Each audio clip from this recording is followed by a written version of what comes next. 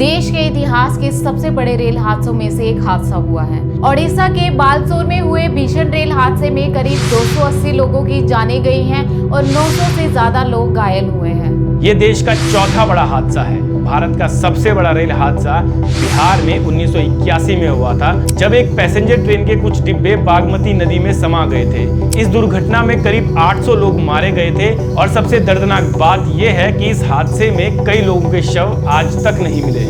देश के इतिहास का दूसरा सबसे बड़ा हादसा उत्तर प्रदेश में हुआ था। 20 अगस्त 1995 को उत्तर प्रदेश के फिरोजाबाद के पास पुरुषोत्तम एक्सप्रेस हादसे का शिकार हो गई थी। ट्रैक पर खड़ी हुई कालिंदी एक्सप्रेस से पुरुषोत्तम एक्सप्रेस टकरा गई थी। आधिकारिक रूप से मरने वालों की संख्या लगभग 305 की थी और कई लोग इस हादसे में घायल हुए थे। इसके बाद अगस्त 1999 में पश्चिम बंगाल के गैसल में हुआ भीषण रेल हादसा भारत इतिहास का तीसरा सबसे बड़ा रेल हादसा माना जाता है। इस हादसे में करीब 285 लोगों की जान गई थी और 300 से ज्यादा लोग घायल हो गए थे। उस समय ब्रह्मपुत्र मेल और अवध असम एक्सप्रेस के बीच टक्कर से यह हादसा हुआ था। इसके अलावा 26 नवंबर 1998 में पंजाब के खन्ना में हुए भीषण रेल हादसे की वजह से 212 लोग अपनी जान गंवा चुके हैं। 20 नवंबर 2016 को उत्तर प्रदेश के कानपुर में हुए हादसे में 152 लोगों की मौत हो गई थी और 216 लोग घायल हो गए थे। 28 मई 2010 को पश्चिम बंगाल के झारग्राम में हुए रेल हादसे में 148 यात्री और 9 सितंबर 2002 को बिहार के रफीगंज में हुए रेल हादसे में 140 यात्रियों की मौत हुई थी। और इसी तरह 2 मई 2023 को उड़ीसा का यह रेल हादसा भारतीय इतिहास के सबसे बड़े रेल हादसों में से एक बन गया, जिसमें करीब 280 लोगों ने अपनी जान गंवा दी। कुल मिलाकर अगर हम बात करें तो छोटे बड़े ऐसे कई हादसे हैं जिनमें 50 तो कभी 100 से ज्यादा लोगों की मौत हो चुकी है। हर साल करीब 100 से ज्यादा दुर्घटनाएं रेलवे में देखने को मिलती हैं। और ये सभी बड़े रेल हादसे हमारे देश की रेल सेवाओं में बहुत बड़े सवालिया निशान खड़े करते हैं। पिछले 10 सालों में 2.6 लाख लोगों ने रेल हादसों में अपनी जान गंवाई है। इनमें ट्रेन से गिरना और ट्रेन के नीचे आने के साथ साथ अन्य तरह के मामले भी शामिल हैं।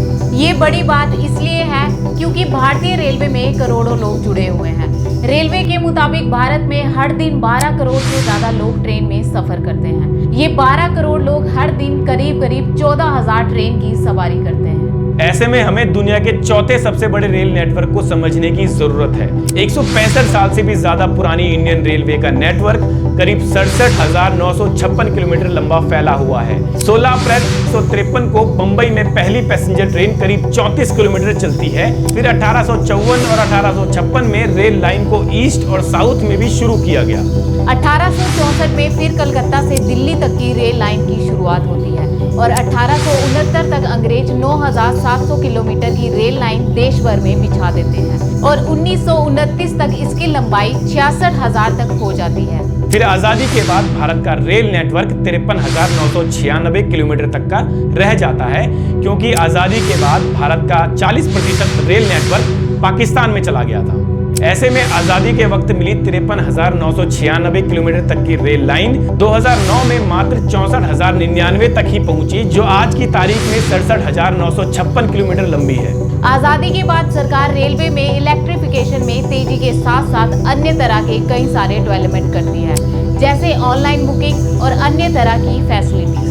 इसके साथ साथ सरकारी इंडियन रेलवे में बुलेट ट्रेन, हाई स्पीड और सेमी स्पीड ट्रेन की बात तो होती रहती है, लेकिन रेल हादसों को लेकर कम ही बातें सुनने को मिलती हैं। ज्यादातर मामलों में इंसानी गलती और पुराने सिग्नलिंग उपकरणों का इस्तेमाल होने की वजह से रेल हादसे देखने को मिलते हैं। करीब 57% रेल हादसे लापरवाही की वजह से देखने को मिलते हैं। इन सब बातों को पॉइंट्स में समझते हैं। सरकार का पूरा ध्यान ट्रेन की संख्या को बढ़ाने में लगा है, ना कि देश में रेलवे नेटवर्क को बढ़ाने में। इसलिए कभी एक ट्रेन दूसरे ट्रेन के रास्ते में आकर टकरा जाती है या देरी से अपनी यात्रा पूरी करती है। आज मौजूद 67,956 किलोमीटर लंबी रेलवे लाइन में महज 23% ही हमने आजादी के बाद बनाई है। इसके अलावा इंफ्रास्ट्रक्चर भी बहुत बड़ा कारण है इस तरह के हादसों का। करीब 60% रेल हादसे ट्रेन के पटरी से उतर जाने की वजह से होते हैं, क्योंकि पटरी या तो अंग्रेजों के जमाने की बनी हुई है या उसकी मरम्मत समय पर नहीं की जाती है। हर साल 4.5 से लेकर 5,000 किलोमीटर तक की पटरियों की मरम्मत होनी चाहिए, जो असल में बहुत कम पटरियों पर की जाती है। हर साल इन रेलवे ट्रैक के रिन्यूअल के लिए बजट कम होता जा रहा है। 2017 से 2021 के बीच ट्रेन के पटरी से उतरने की वजह से 1127 हादसे हुए थे।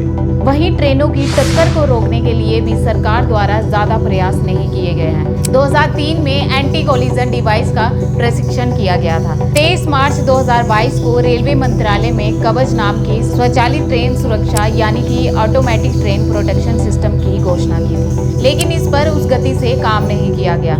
एक साल से ज्यादा समय बीत जाने के बाद केवल 1455 किलोमीटर के रूट पर ही इसे लगाया गया है। हालांकि कहा यह भी जा रहा है 3000 किलोमीटर पर इसे लगाने का काम जारी है, पर हादसे के बाद सवाल उठना लाजमी ही है। हर साल 100 से ज्यादा होने वाले रेल हादसों की जवाबदेही कैसे तय होगी? हर बार बड़े हादसे के बाद जांच बैठा दी जाती है और संभवतः उस जांच के बाद छोटे निचले दर्जे के अधिकारियों के और निचले कर्मचारियों पर कार्रवाई भी की जाती होगी, लेकिन बड़े अधिकारियों और मंत्रियों का क्या? वैसे नैतिकता के आधार पर हमारे देश में कई बड़े हादसों में रेल मंत्री इस्तीफा दे चुके हैं, जो कई मायनों में सरकार की जवाबदेही भी तय करता है। इस लिस्ट में लाल बहादुर शास्त्री पहले नंबर पर आते हैं, जिन्होंने 1956 में तमिलनाडु के अरियालूर में हुए हादसे की नैतिक जिम्मेदारी लेते हुए इस्तीफा दे दिया था। इसी तरह माधवराव सिंधिया, नीतीश कुमार, ममता बनर्जी और सुरेश प्रभु भी अपने पदों से या तो इस्तीफा दे चुके थे या इस्तीफे की पेशकश कर चुके थे।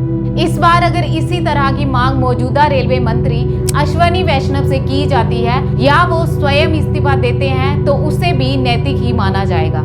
ओडिशा के रेल हादसे ने एक बार फिर से देश में रेलवे यात्रियों की सुरक्षा पर सवाल उठाए हैं और सरकार को कटघरे में खड़ा किया है। क्या हर बार यात्रियों की मौत की कीमत लगा दी जाएगी और इस तरह के बड़े हादसों को भुला दिया जाएगा, या फिर रेलवे की दशा को सुधार कर इस तरह से किया जाएगा कि इस तरह के बड़े हादसे भविष्य में ना हो? क्योंकि जब हादसा होता है तो वहाँ की तस्वीरें, चीखें और भीड़ हमें कुछ ही समय तक याद रहती हैं। कुछ समय बाद सब सामान्य सा हो जाता है, मानो मुआवजों से इन मौतों को भुला दिया गया। ऐसा नहीं होना चाहिए, बिल्कुल भी नहीं होना चाहिए, क्योंकि इंसानी जान की कीमत किसी मुआवजे से कई ज्यादा है। ओडिशा में मारे गए सभी लोगों के परिजनों के साथ हमारी गहरी संवेदनाएं हैं और उम्मीद करते हैं, भगवान से प्रार्थना करते हैं कि इस तरह के हादसे दोबारा कभी ना देखने को मिले। मेरा नाम विकेश है। मेरा नाम ज्योति है और आप सुनेगा इंडिया देख रहे हैं।